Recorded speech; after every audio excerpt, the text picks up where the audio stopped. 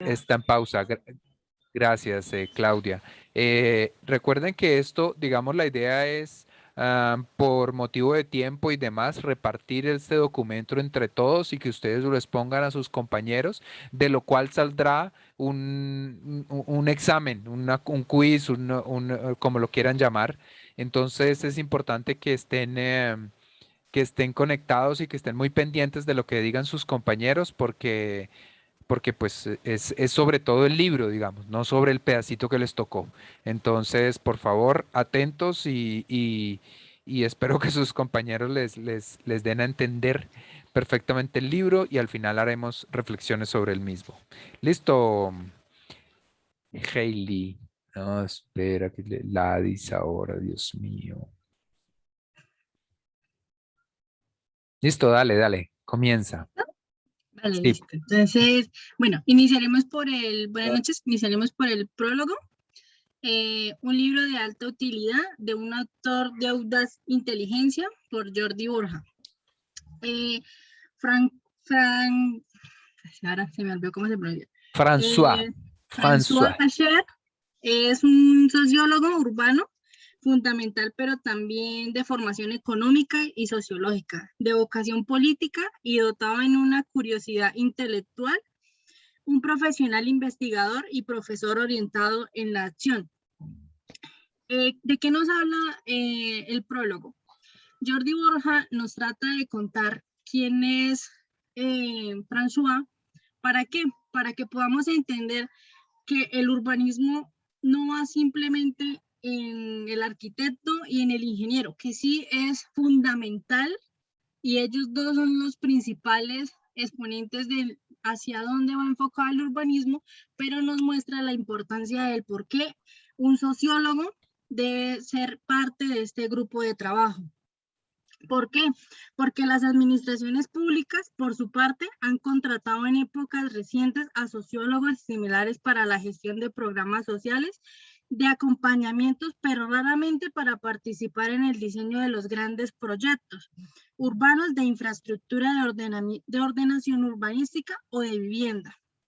Por este camino, la elaboración de las políticas urbanas, es decir, la determinación de la vida, de los lugares referenciales, de nuestros proyectos cotidianos y urbanos, de la movilidad que se dan, se ha dejado en manos de un número limitado de profesionales, principalmente arquitectos e ingenieros, que son obviamente indispensables, pero que en muchos casos no suficientes, sobre todo si de lo que se trata es de ofrecer a los responsables políticos el máximo de información y propuestas para que se oriente en la maraña de tendencias diversas.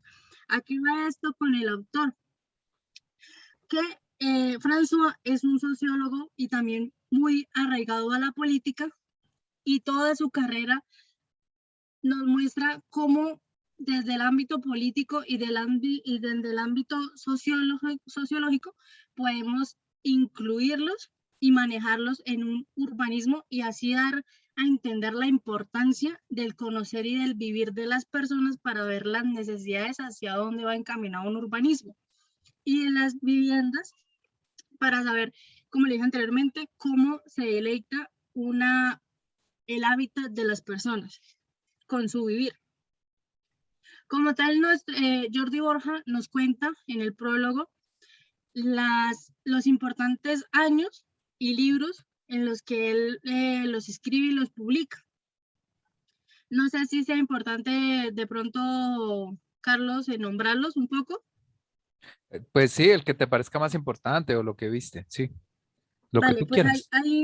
de los que más me resaltaron fue en 1900, en la imagen están más o menos arreglados desde 1984 hasta el último que fue en el 2009, ya se publicó cuando ya él había fallecido, pero ya el último habla más sobre la sociología como que él ve en el ámbito ya de estar moribundo y cómo su entorno se prepara para eso y cómo él ve las cosas, cómo él ve el urbanismo para una persona ya que se está envejeciendo o que está muriendo. Ok. ¿Sí? Uno de los que más me gustó fue en la publicación de 1994, el libro Metápolis, el futuro de las ciudades. el análisis del fenómeno urbano de la sociedad. Tiene en esta obra uno de sus textos clásicos, desarrolla sus ideas en un libro más político.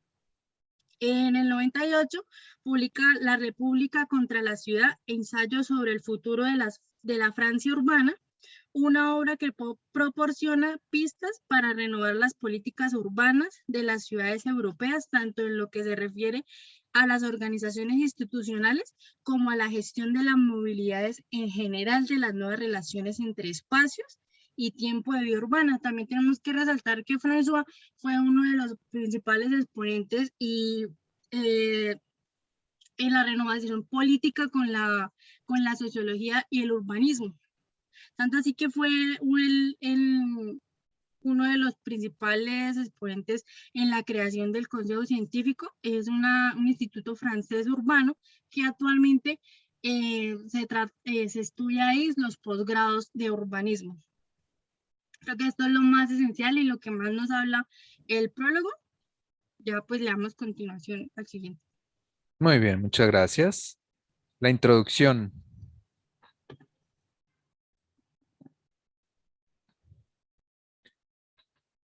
¿Quién expone? Yo. ¿Ah? ¿Ya están viendo la pantalla? Suárez. Sí, señora. Listo, Sí, pues sí. la introducción del libro nos habla sobre todos los aspectos y espacios de nuestras vidas. Nos dice que estos aspectos evolucionan, la sociedad, los espacios en los que nos rodean están cambiando constantemente. La urbanización se evoluciona y se enfoca ampliamente en las edificaciones, dejando a un lado las zonas verdes y los espacios públicos. También se transforma la sociedad, la ciudad, evolucionan diariamente y nos hacen valorar cada vez más las obras y los lugares más antiguos que pues algunas veces están mejor creados que los que se están creando en la actualidad. La revolución urbana debe basarse en la evolución de las creencias de la sociedad y las necesidades de sus habitantes. El libro nos intenta exponer los puntos más importantes del nuevo urbanismo y formula algunos principios que pueden servir de base para una nueva urbanización. Habla sobre los tipos de urbanización, las características de la nueva materialidad, la evolución, qué se necesita y de qué depende para mantenerse. Y finalmente expone 10 desafíos importantes que se desarrollan para encontrar las respuestas a cómo se debe seguir un urbanismo moderno correctamente. Ok, muchas gracias. Listo, perfecto. Entremos en materia Me entonces. toca a mí.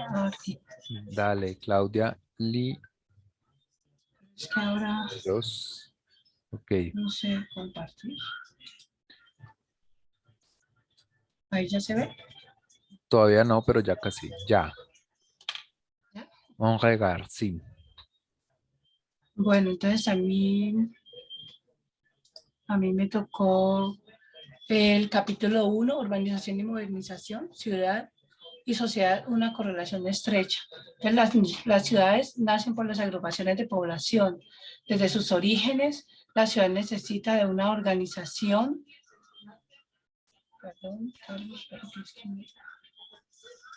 entonces, de una organización para su sustento. Ellas necesitan producir y para poder subsistir. ¿Y cómo producen? Entonces, esto producen por medio de unas divisiones, división técnica, social y espacial. La técnica es trabajar en equipo. La división social es una distribución de tareas donde los productores se concentran en determinadas ramas y clases de producción. La división espacial también está a varias escalas, que es el hogar, la ciudad y la economía. Estas divisiones también se clasifican a su vez en bienes de subsistencia. Ese bien de subsistencia que vemos acá en este ladito son los que dependen de un sueldo. Los bienes manufacturados son los que se elaboran con las manos, como por ejemplo los artesanos.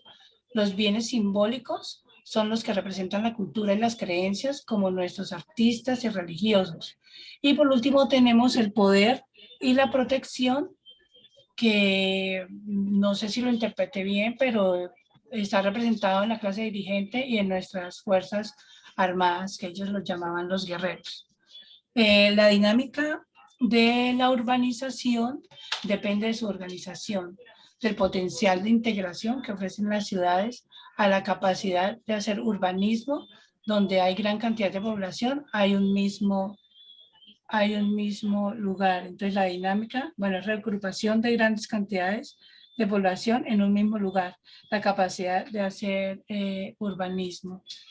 Luego vemos el crecimiento de la ciudad, cómo crece la ciudad, si tiene medios de transporte, si tiene una capacidad de almacenar sus provisiones para abastecer a la población, si tiene técnicas de transporte, si hay organización de trabajos, si tiene educación y si hay técnicas de construcción en alturas, bueno, entre otras.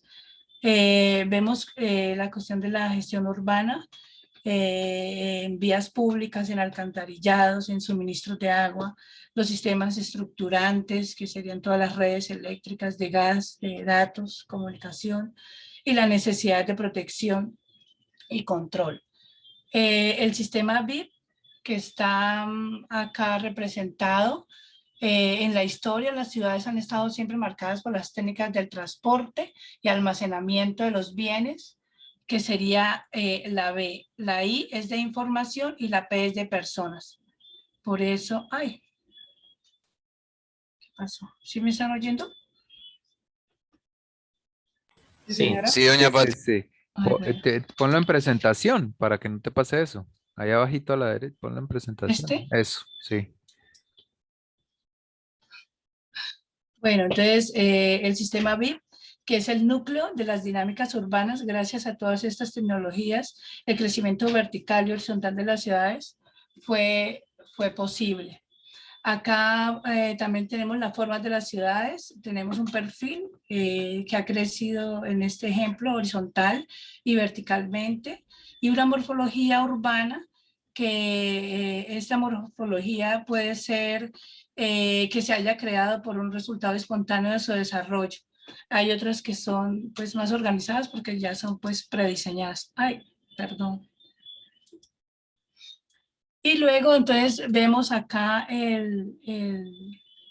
acá las tecnologías sostenibles, que con todo esto pues se hace urbanismo y el crecimiento de las ciudades. Y también hablamos de la historia, el modelo de la ciudad antigua, ¿no? Que la ciudad antigua gira en torno a una plaza central. Aquí conservaban también en la época, pues es una ciudad amurallada. También ellos conservaban los preceptos religiosos y militares y sus grupos sociales. eh, y todo gira, bueno, como les comentaba ahorita, en torno a la plaza de mercado. Y el modernismo, lo nuevo, le aplica nuevas lógicas en la concepción y fundamentación de las ciudades. Bueno, con esto termino yo mi parte. Bueno, muy bien, Claudia, muchas gracias. Gracias. Espérame que Siguen ahora no sé en dónde está. los cambios de larga duración de la sociedad moderna. Voy. Equiparla, bien. Adelante. ¿Quién es? Apellido. ¿Qué pasó con, Bien. con Leonardo Pinilla? No, Leonardo sí está por ahí. Silfredo, Ya estoy presentando, ¿verdad? ¿Cierto? John Alexander, sí, señora. Pues listo. Señor. ¿Qué No sé, pasó? ¿Que te desapareces? No, por acá ando.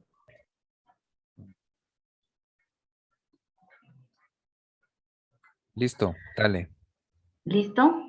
Sí. Bueno, entonces me correspondió el texto de los cambios de larga duración de la sociedad moderna. Bueno, entonces en el texto habla más que todo que las sociedades occidentales contemporáneas se pueden decir y se pueden calificar como que son las sociedades modernas, por así decirlo. Entonces, a la vez el pasado de ellos, pues es más o menos lejano y diferente a las sociedades de nosotros que funcionan con registros totalmente diferentes. Por ejemplo, nosotros o la sociedad europea, la sociedad latinoamericana, nos regimos más que todo a que la modernidad se inició desde la revolución industrial, porque pues se hicieron todas estas cuestiones de los inventos mecánicos que desataron pues la revolución industrial y pues hubo un crecimiento tanto del transporte, de la producción. Entonces nosotros llamamos como sociedad moderna desde ese entonces, pero las sociedades occidentales pues han tenido un desarrollo totalmente diferente y pues se llama como lo moderno a ellos, ¿sí? Entonces, pues, por así decirlo, las sociedades no se han dado por enterado de lo que es la llegada de la modernización, puesto que cada elemento para suplir la necesidad de la ciudad ha ido mejorando al pasar los años y pues se ha ayudado a cumplir con éxito estas necesidades. Entonces, hace que la evolución sea un poco lenta, pero ha sido constante, ¿sí? Entonces, en la actualidad, consiste más que todo en que vivimos en una época nueva. Nueva no solamente pues porque en ella se haya transformado la sociedad, sino también porque la sociedad misma se ha integrado a un nuevo proceso de transformación. Entonces, estos cambios han hecho que desaparezca todo lo histórico, que era lo que mostraba doña Patti, que era el modelo de ciudad antigua, que es la que data de la Edad Media, a lo que es el cambio de una sociedad tradicional a la sociedad totalmente moderna. Entonces, pues esto yo quise expresar con esta imagen un poco el proceso de lo que ha sido Nueva York. Entonces, por ejemplo, en 1876, que se ve una sociedad totalmente y una sociedad que ya pues ha estado en constante crecimiento, pero que al pasar los años ha seguido creciendo. Entonces, no solamente porque esté el mar, ellos han crecido con las cuestiones de puentes, han hecho viviendas en altura, rascacielos, se ha generado comercio. Todas estas cuestiones han estado en constante crecimiento. Entonces, por así decirlo, la sociedad ha pasado de lo antiguo a lo moderno. Y ya. Ok, Juliana, muy bien. El siguiente, las dos primeras revoluciones urbanas modernas. Empezamos a entrar más en materia. ¿Cómo pongo esto? Dejar de presentar. Yo, Carlos, ya te hablo.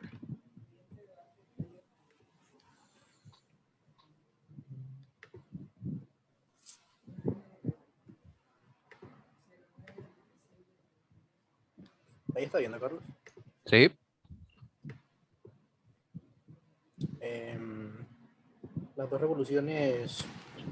Las dos primeras revoluciones urbanas modernas, en la primera modernidad fue la que dio inicio a esta llamada verdadera revolución urbana. Pasa que en la primera fase medieval dio lugar un lugar distinguido y toma la forma de la parte clásica, todo cayendo en una perspectiva. Empieza la impresión del entorno, en la aplicación de la expansión, por así llamarlo, el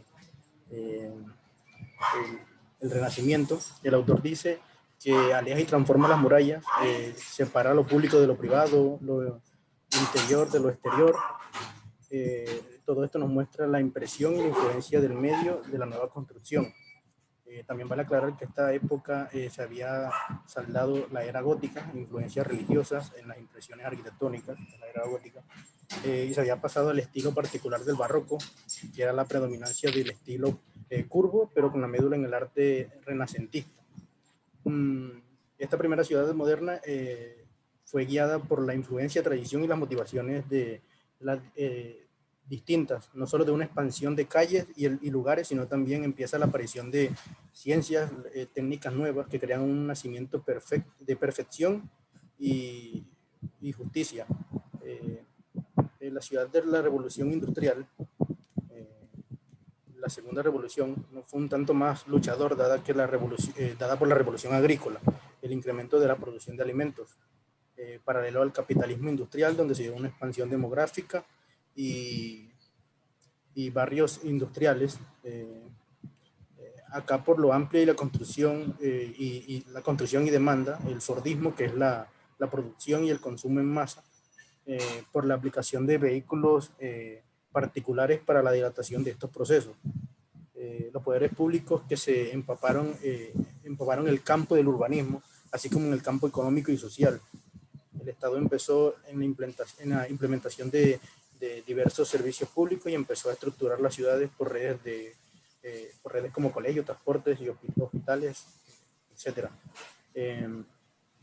En la segunda revolución empezaron los conceptos fordo-cayesianos, corbusianos, a partir de la rígida zonificación monofuncional de artefactos arquitectónicos. Estos fueron diseñados para producir y consumir en masa, y de la provisión de equipamientos sociales básicos como las viviendas, hospitales y colegios. Esto con el fin de adaptar las ciudades a las exigencias de la producción y el consumo.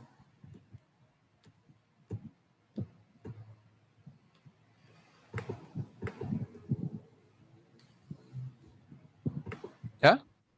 Sí. Bueno, baja visa. Listo.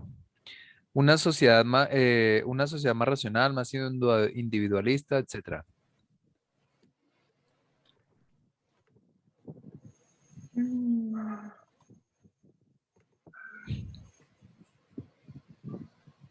¿Quién Texto habla? es muy corto, déjeme decir.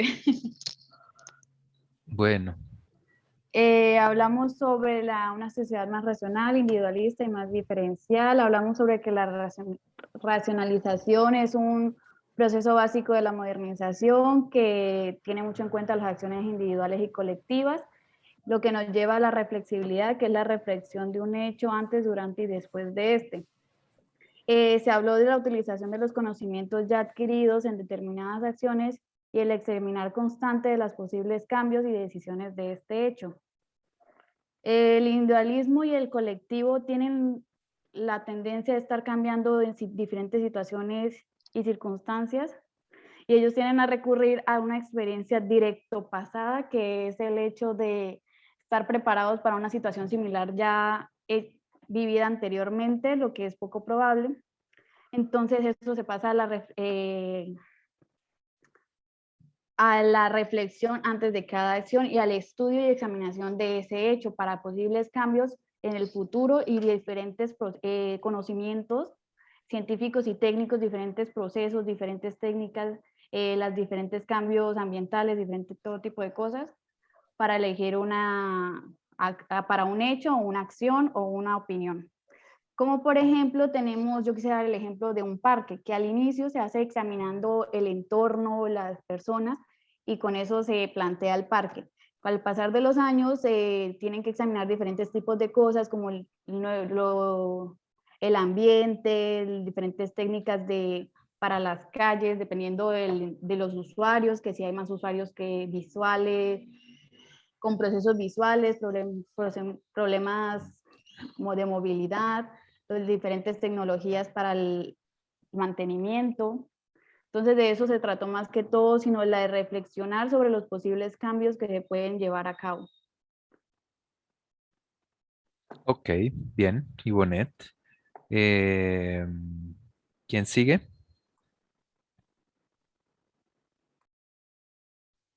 ¿Sigue la del nacimiento de la ciudad hipertexto? ¿Sí, no, Sí, señor? sí, Voy yo.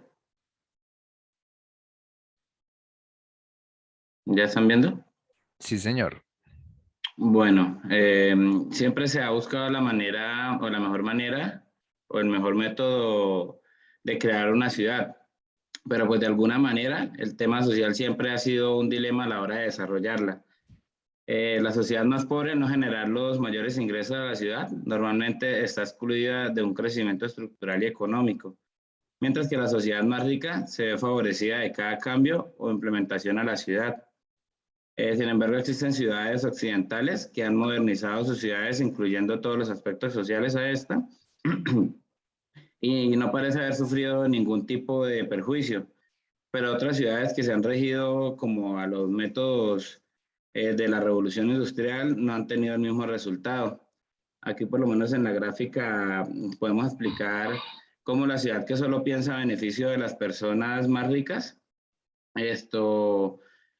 solamente pueden beneficiar a aquellas personas que estén vinculadas a estas o solamente a ellas, mientras que las personas de más bajos recursos siempre tienen los mismos tipos de problemas como son el conflicto social, la delincuencia, la pobreza, el aislamiento, y todo esto genera un ciclo de problemáticas como son el hambre, la guerra, las enfermedades y el atraso.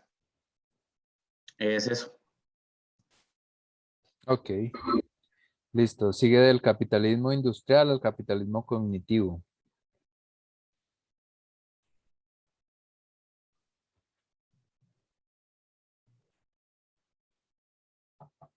¿A quién le toca?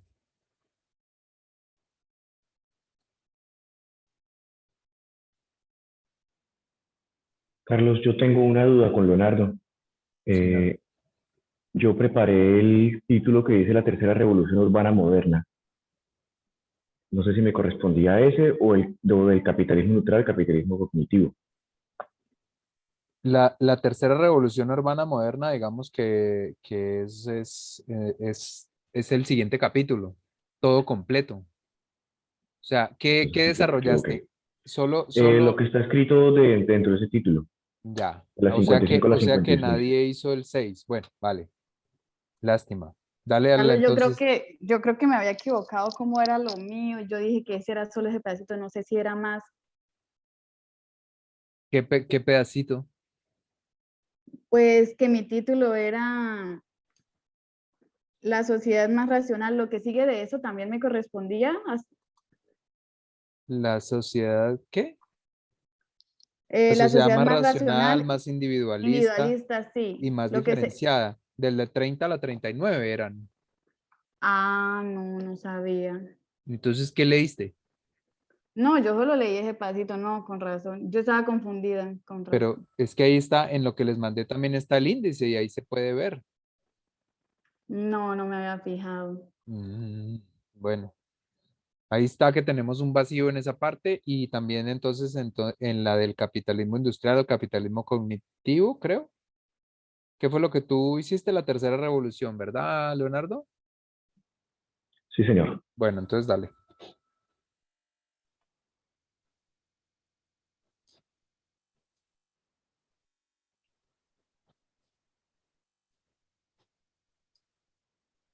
Me indican, por favor, si ya están viendo la pantalla. Ya, ya.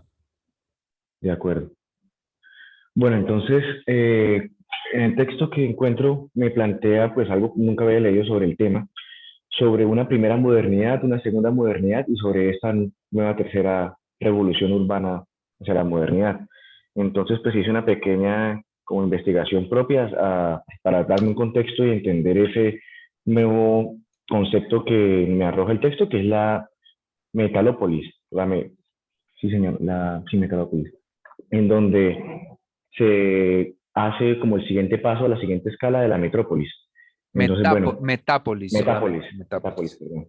Ujú. Entonces, en la primera modernidad se le arroja un seudónimo como el paleourbanismo y se marca por la separación de Dios hacia el hombre, donde el hombre comienza a tener la conciencia propia de su correlación en la sociedad y comenzar a crear las primeras nociones de Estado y por ende los primeros acercamientos hacia una ciudad. En la segunda modernidad ya encuentro cuatro ejes principales. El primero es el nacimiento de la conciencia sobre el desarrollo de las decisiones en el futuro. Sí, sobre todo estos cambios, estas influencias que se va a tener por las decisiones que se toman. La velocidad de los cambios por la aplicación de las tecnologías, el capitalismo como fuente de liberación ante el Estado nacional. La anterior fue el mito de los dioses hacia el hombre, ahora es la liberación del Estado hacia el individualismo. Y las nuevas conexiones transnacionales seguras, viables y duraderas. Esto nos lleva a una nueva revolución, que sería la edad tercera, donde el individuo comienza a generar unas nuevas preguntas frente a su entorno, porque ya se demarca otra nueva escala mucho más grande que es la interrelación de las ciudades. Esto debido a los ejes que ya se trabajaron en la segunda modernidad y a su nueva expansión en cuanto a las conexiones eh, marítimas, aéreas y terrestres, las nuevas capacidades del comercio y los nuevos intereses donde el individual y el colectivo comienzan un gran conflicto, de crear unas nuevas necesidades y se comienzan también a hablar del territorio y de todos los entes que participan dentro del territorio, como el ente social, el ente natural. Entonces es este gran como inicio al estudio de la tercera revolución urbana en la modernidad. Listo, ahora vamos a, Sería vamos todo a eso. ver entonces cosa por cosa. Un segundo.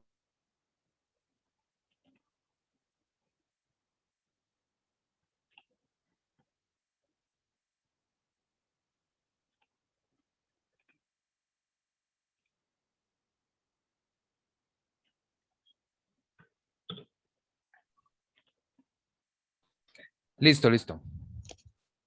Siguiente. Entonces sería la Yo Listo. ya comparto, Carlos. Camilo Sánchez, hola, no dijiste que llegaste. Acuérdense que si llegan tienen que avisar. Listo, sí, señor. ¿Me confirman si están viendo? Sí, señor. Bueno, a mí me correspondió el segmento de la Ponlo grande. metabolización. Ujú.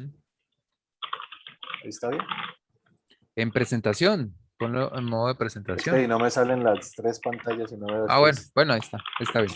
Carlos, quedan 5 minutos. Ok, esperemos que termine él y ya. De la metabolización en las ciudades, lo que indica es cómo cambia de escala y de forma en estas mismas, basando el tema de que la metápolis es el nombre que le dan como el fenómeno urbano, el cual va sobrepasando la escala metropolitana y va ligando la parte local con la parte del campo, expandiendo sin control la ciudad, pero lo cual se desliga de cualquier soporte territorial. Entonces, este es el fenómeno que denominan ellos así, pero lo cual siempre lo van a basar en redes para intercomunicar con transportes visibles o invisibles.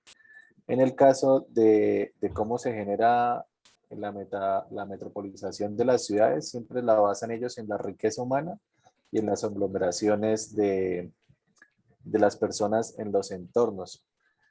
Después la basan como base siempre la parte del comercio, la cual va a explotar todos estos factores para la evolución de la ciudad y principalmente teniendo como base los equipamientos sanitarios, educativos, culturales o de ocios.